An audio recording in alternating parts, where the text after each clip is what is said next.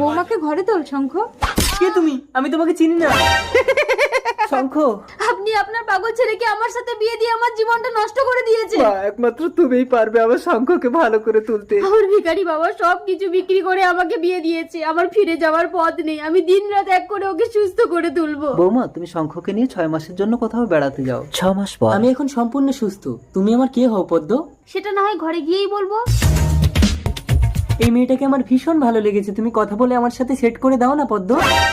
ওই মেয়েটা কি করবে শঙ্কর? তুমি কি চাইছো আমাকে বলো না, আমি তোমাকে দেবো। তার মানে তুমি আমাকে পাওয়ার জন্য আমার সেবা করছো? শঙ্খ, শঙ্খ, আমি যে কোনো ভাবে ওকে তোমার কাছে এনে দিচ্ছি।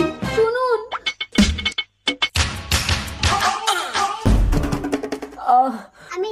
তুমি রাজি? চলো আমি তোমাকে বিয়ে করে বাড়ি নিয়ে যাব।